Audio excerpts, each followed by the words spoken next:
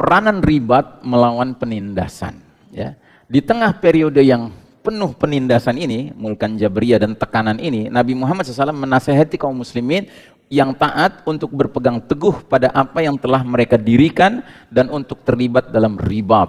Ribat itu berjaga-jaga di tepi negeri, jangan sampai terjadi infiltrasi musuh. Sebuah perjuangan defensif untuk melindungi capaian Islam dan menghindari kerugian yang lebih jauh.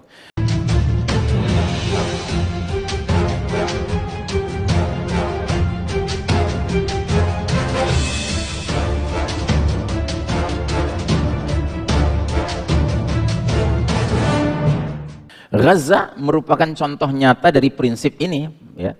Nabi Muhammad SAW memuji penduduk Gaza dan Asqalan atas keteguhan mereka dalam membela umat. Beliau sampai mengatakan, afdolur ribat Asqalan. Ya, ribat yang paling afdol adalah di Asqalan. Dan itu di zaman kapan? Di zaman ketika manusia memperebutkan kepemimpinan laksana, keledai bertarung. Ya ini zaman ini, Mulkan Jabriyah.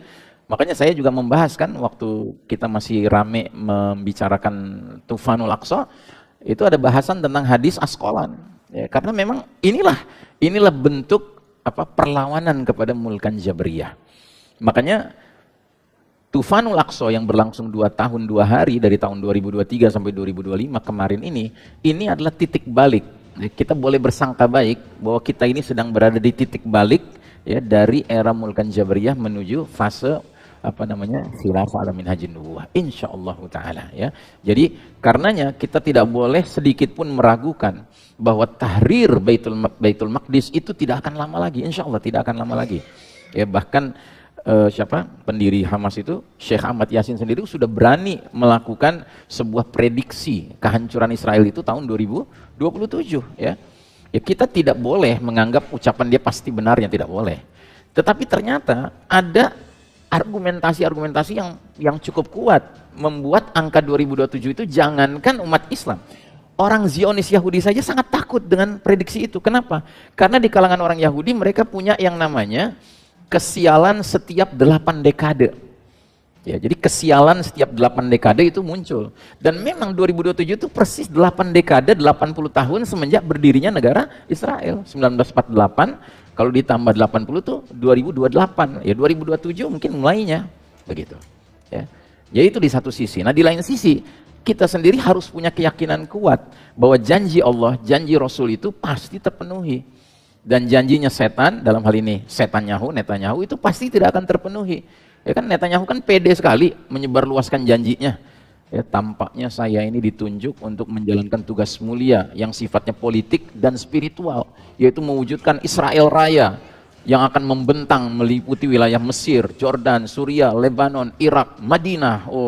Dan semua tentara Israel di badge-nya itu ada gambar peta Israel membentang dari sungai Nil di Mesir sampai sungai Yufrat di Irak, dari utara Suriah sampai ke kota Madinah. Ya, yakin banget mereka, Pak.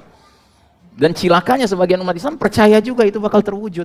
Ya kan? Padahal kita mestinya percaya bahwa Baitul Maqdis akan kita bebaskan dan dia akan menjadi asimatu al-khilafah, ibu kota khilafah. Itu yang harus kita kokohkan dalam diri kita. Itu yang disebut dengan adanya nahdah ruhaniyah, ya kan, kebangkitan rohani dalam diri kita.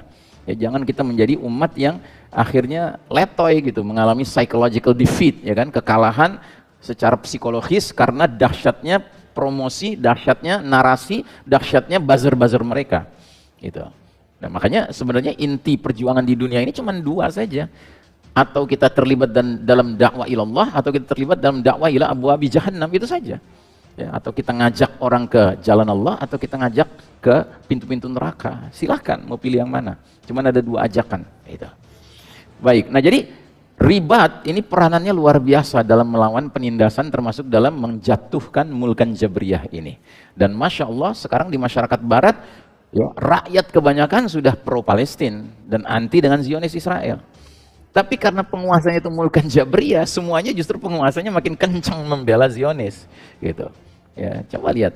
Dan kemarin ini kan ada sebuah false flag lagi dilakukan oleh Zionis, yaitu di Sydney. Di Sydney tiba-tiba muncul seorang ayah, seorang anak yang diberitakan mereka Muslim dua-duanya, si ayah dan si anak, menembaki orang-orang di pantai yang kebanyakan adalah orang Yahudi sedang merayakan hari Hakunah, ya, Hanukkah. Hanukkah ini hari rayanya orang Yahudi, gitu. Terus tiba-tiba Polisi datang, polisi menembaki, yang satunya udah jatuh, yang satunya lagi masih nembak-nembak.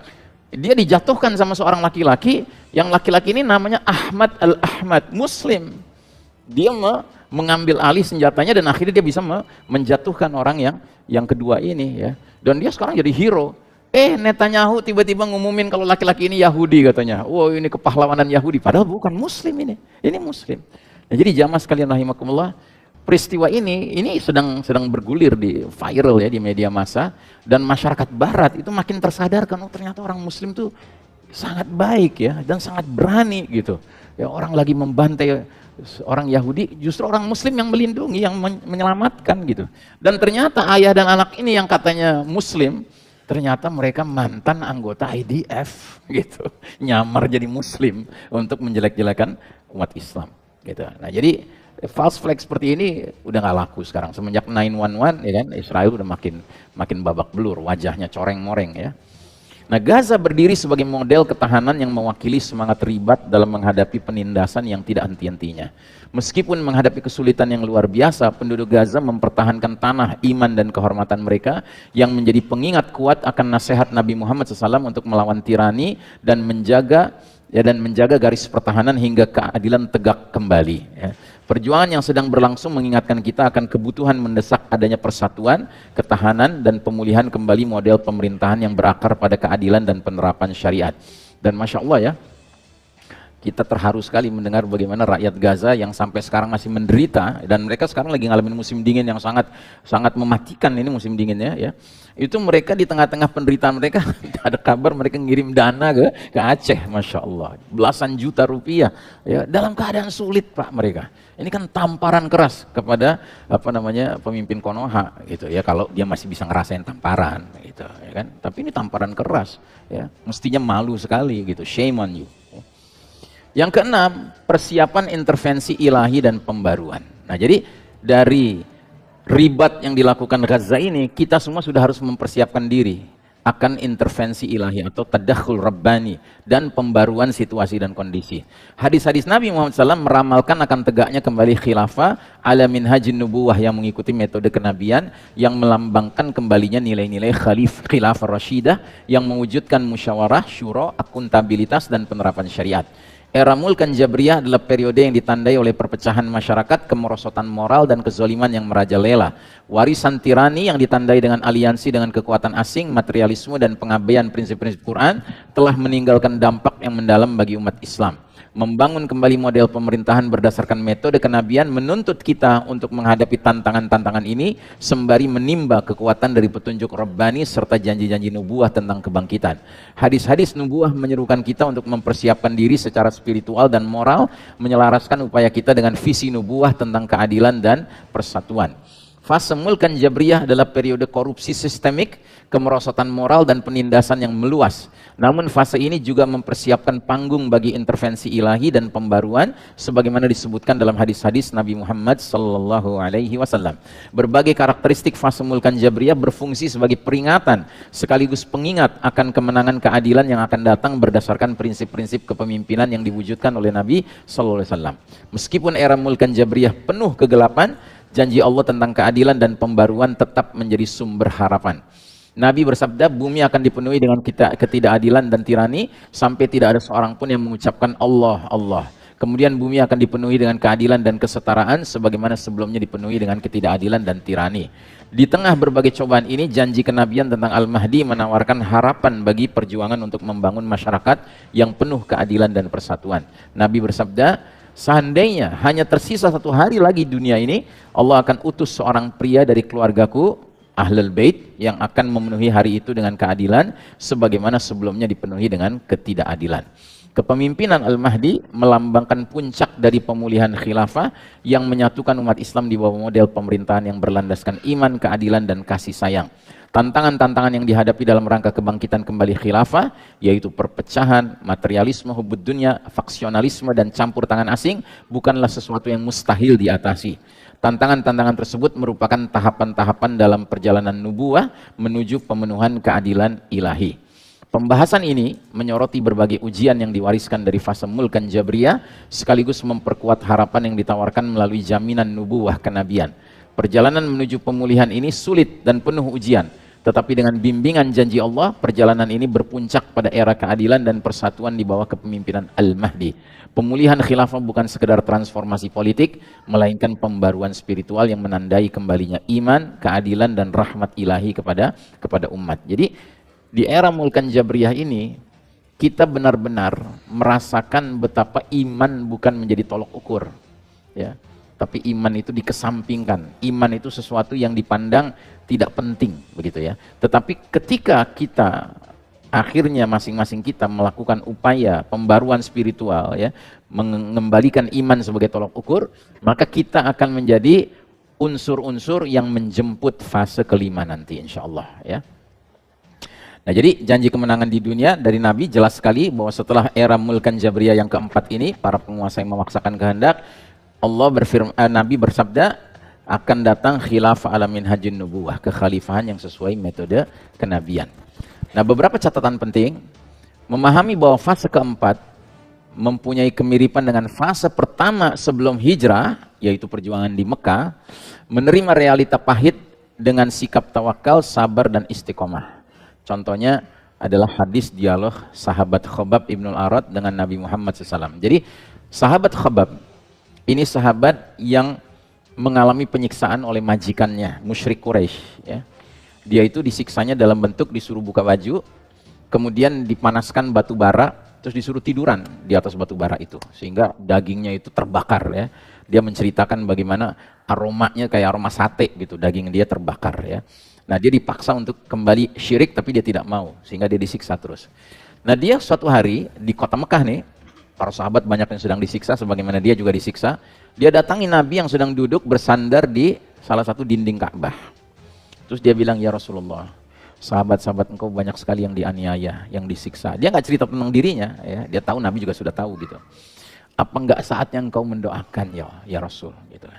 Nabi yang tadinya lagi senderan langsung duduk tegap dengan mata tajam menyorot ke arah matanya Khabbab. Dia bilang begini, ya Khabbab, belumkah datang berita kepada engkau tentang orang-orang beriman terdahulu? Mereka ditanam hidup-hidup, cuman kepalanya yang muncul dari muka bumi, lalu digergaji di belah dua kepalanya. Mereka digaruk dengan garpu besar yang mengelupas daging dan kulitnya, tapi mereka sabar dalam keimanan. Ya kan? Walakinnakum tastajilun, tapi kalian tergesa-gesa. Ya kan?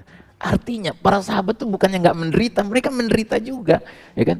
Tetapi Nabi ingin menanamkan pada mereka bahwa ini bagian dari yang harus dilalui memang. Dalam proses menuju kemenangan, kejayaan, ya, tegaknya agama Allah Ta'ala ini, memang diperlukan adanya ujian-ujian itu. Bukan berarti kita ngarep ujian itu, tidak. Tapi kalau memang kita harus menghadapinya, kita harus hadapi. Kenapa? Karena itu sunnatullahnya demikian. Jadi jangan menjadi orang yang tergesa-gesa, selalu nanyanya kapan kita menang, kapan kita menang. Ya kan, kemenangan itu pasti. Yang tidak pasti adalah diri kita ikut terlibat memenangkan atau tidak, itu yang tidak pasti. Nah, karenanya kita mari pastikan diri kita dengan cara kita pun peduli dengan kebangkitan rohani dalam diri kita, dalam keluarga kita. Yang kedua, namun ada perbedaan signifikan dengan fase pertama Mekah.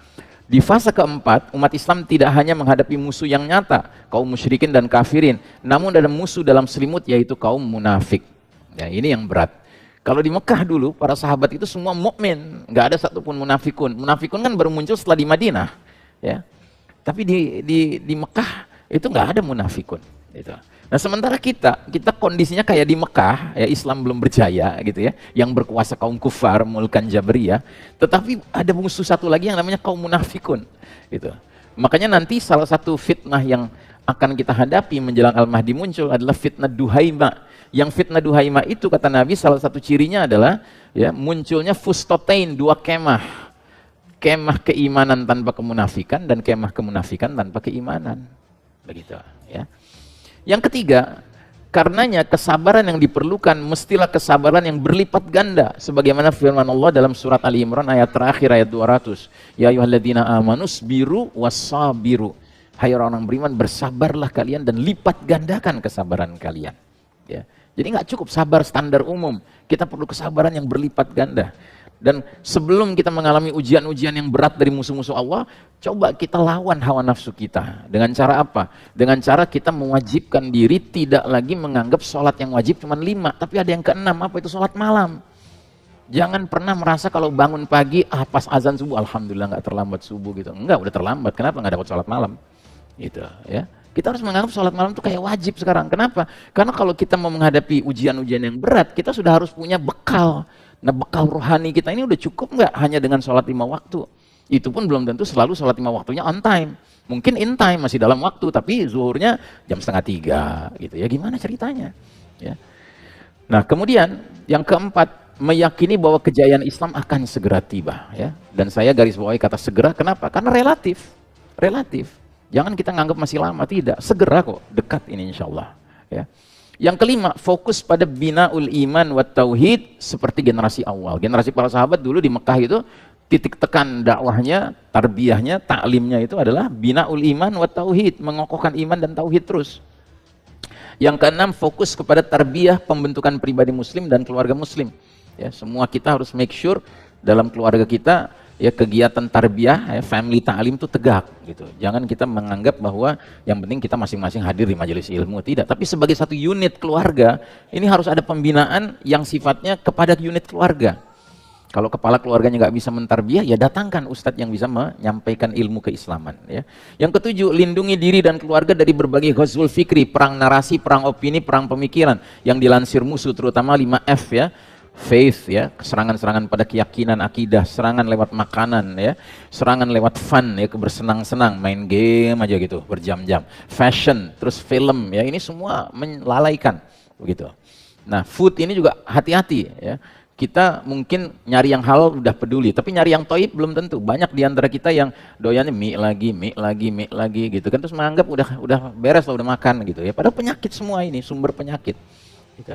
Dan kita harus hati-hati dengan minuman-minuman kita, ya, karena kebanyakan minuman sekarang sudah mengandung ya pemanis yang sifatnya fabrikasi, bukan pemanis yang orisinal, bukan gula merah, ya kan, tetapi aspartam. Itu, yang itu juga sebenarnya merusak tubuh kita.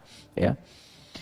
Nah, belum lagi dari sudut makan dan minumnya tidak berlebih-lebihan ya. Nah, ini ya kan banyak sekali di antara kita yang selagi masih banyak makanannya sikat terus gitu ya. Apalagi kalau hadir di acara pernikahan kan, gitu ngelihat banyak pilihan diambil semua pilihan gitu. Nah, jadi jamaah sekalian rahimakumullah, yang kedelapan, mengupdate informasi alamatus saah, tanda-tanda kiamat sebagai indikator sunnatut tadawul, sunnah pergantian giliran ya.